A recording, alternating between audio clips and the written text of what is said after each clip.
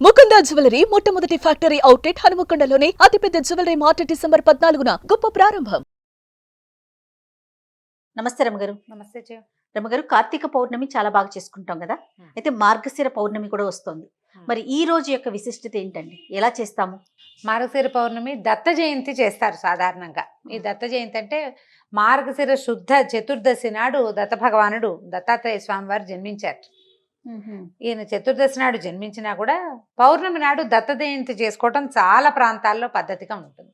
శ్రీదత్త జయంతి చేస్తే స్వామి గురువుకి నమస్కరించుకోవటం. దత్తాత్రేయ స్వామి వారు ఎక్కడైనా మన సమీపంలో సన్నిధానం ఉంటే గనక అక్కడికి వెళ్ళి ఓ నమస్కారం చేసుకోవటం.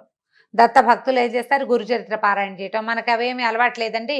అంటే ఏ గురు చరిత్రో దత్త చరిత్రో ఏదో శ్రీపాద శ్రీవల్లభ చరితామృతమో ఏదైనా ఉంటే అది కూడా పారాయణ చేసుకోవచ్చు. దత్త జయంతి చేస్తారు సాధారణంగా. అయితే ఈ దత్త జయంతి చేసినా కూడా ఇదేంటంటే మార్గశిర పౌర్ణమిని కోరల పున్నమి అంటారు.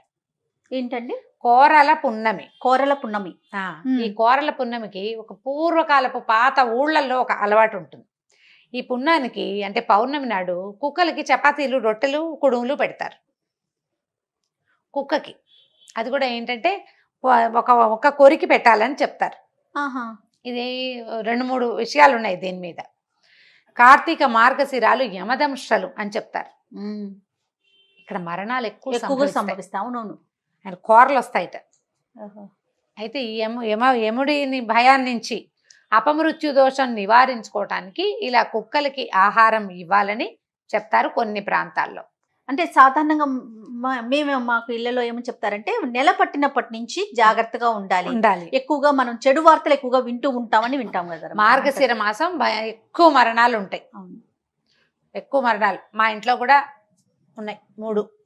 అవునండి. మార్గశిర మాసమే మా నాన్నగారు పోయారు, మా పెద్ద బాబా, మా ఆఖరి మా 3వ బాబా వాళ్ళు. మార్గశిర మాసమే. మార్గశిర మాసంలోనే ఎక్కువ దుర్వార్తలు వింటుంటారు. ఏదైనా అనారోగ్యం ఉన్న వాళ్ళు ఈ సమయం వచ్చేసరికల్లా కాసుకోలేకపోతారు, ఆగలేకపోతారనమాట. భరించద్దు ఈ చలిని వాటిని భరించద్దు కొంచెం అట్లా చెప్తారు. పూర్వం నుంచి ఉంది. డిసెంబర్లో మనం దుర్వార్తలు ఎక్కువగా వింటాం. మామగారు మా వారి నాయనమ్మ కూడా ఆవిడ పుష్యమాసం వచ్చింది. మార్గశిరంలో అసలు ఆవిడ కుంట్లో బాగులేదు పాపం. మార్గశిరం అంతా గెంటిచ్చారు, చివరికి అప్పుడు వెళ్ళిపోయారు. చెప్పలేకపోతాం. అదేలేండి. అయితే ఈ వ్యవహారాల్లో ఏంటంటే మనం ఎప్పుడు ఆలోచించుకోవాల్సింది ఏంటంటే పూర్వకాలం నుంచి ఉన్న అలవాట్లు, సంప్రదాయాలు కానీ ఏదో ఒక క్యాల్కులేషన్ తోటి పెట్టుంటారు. అవునండి. దీంట్లో ఇంకో క్యాల్కులేషన్ ఏం చెప్తారంటే ఇది రోడ్ల మీద తిరిగే కుక్కలకి ఆహారం పెట్టడం సంవత్సరంలో ఒక్కసారైనా.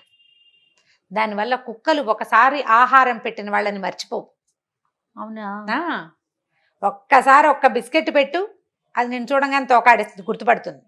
వాసన, వ్యక్తుల వాసన గుర్తుంటుంది. కొరికిన ఆహారాన్ని కనుక పెడితే అంటే చపాతీని కొంచెం పిల్లడితో తినిపించి పెట్టిస్తారు. కుక్కకి ఎంగిలైనా పెడతావా అలాంటివి అడక్కండి, పాత పద్ధతి ఇదంతే. ఈ పెడితే ఇవన్నీ కూడా ఏంటంటే మన ఇంట్లో పెంచుకునే దానికి కాదు, రోడ్డు మీద ఉన్న వీధి కుక్కలకి పెట్టిస్తారు. ఇక ఆ కుక్క వాడిని కరవదు, వాడిని ఏం చేయదు, ప్రమాదాలు తగ్గిపోతాయి. అందుకని ఈ జీవులకి ఆహారం ఇవ్వటము, తర్వాత వీటితోటి హ్యూమన్ ఫ్రెండ్లీ అంటే మనతోటి అవి ఫ్రెండ్లీగా ఉండడానికి ఒక మంచి పద్ధతి అన్నమాట. కుడుములు పెడతారు కొన్ని చోట్ల. కుడుములు అంటే మనం రవ్వతోటి చేస్తాం కదా, వినాయక చవితి చేస్తాం చూడు.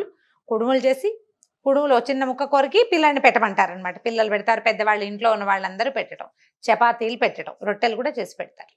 చపాతీలు తింటాయి కదా కుక్కలు. సో ఇలా పెట్టడం ఒక పద్ధతి.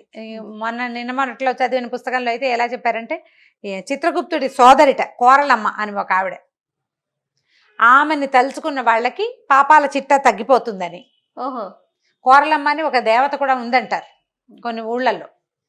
ఆమె ప్రీత్యర్థం ఈ కోరల పూర్ణమి రోజున ఇట్లా ఏదైనా ఆహారం పెడతారని. ఇందులో ఇంకొకటి ఏం చెప్తారు, ఎన్ని ఉన్నాయో పాఠభేదాలు చూడు ప్రాంతాలని బట్టి. శునకము కాలభైరవుడి వాహనం. అవును. కొండకుచో కాలభైరవుడి శునకాన్నే భైరవుడు అని కూడా అంటారు. కుక్కనే కాలభైరవుడు అంటారు. ఆయన దాని మీద వాహనంగా తిరుగుతాడు. కుక్కే ఆయన వాహనం అని చెప్తారు. ఇట్లా శునకాలకి గనక ఆహారం ఇస్తే కాలభైరవుడు మన యందు ప్రసన్నుడుగా ఉండి దారి దోపిడీలు జరగవని, మనకి దొంగల భయం తగ్గుతుందని, అపమృత్యు నివారణ జరుగుతుందని చెప్తారు. ఈ 3 విషయాలు ఉంటాయన్నమాట.